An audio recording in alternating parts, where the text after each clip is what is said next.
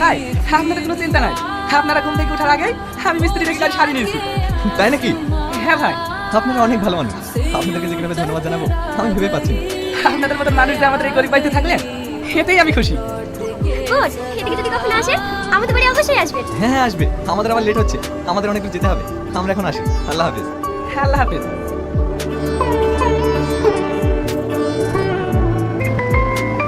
কার phone?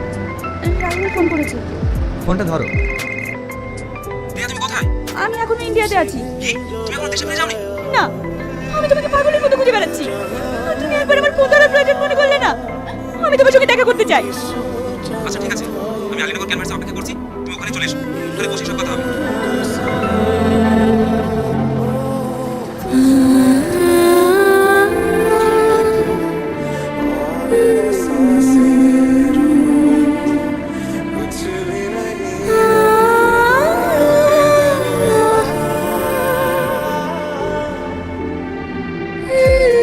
হ্যাঁ নাও। আমি আসছি।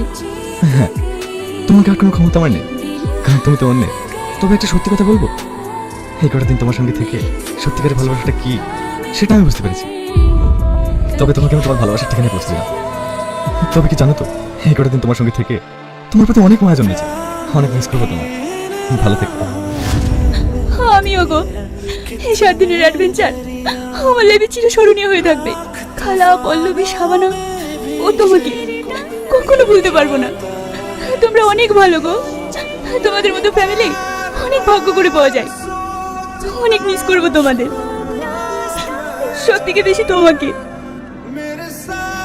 Best of luck.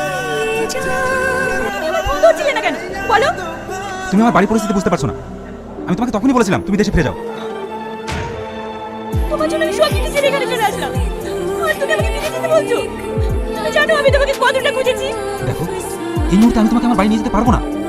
তবে তুমি যদি চাও আমার কিছুদিন কোনো হোটেলে স্টে করতে পারো, তারপরে তুমি তোমার দেশে ফিরে যাবে।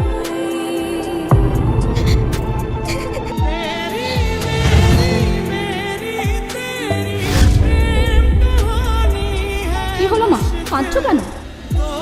না খালা, কিছু না। আমি কি ফ্রেন্ড হতে পারি?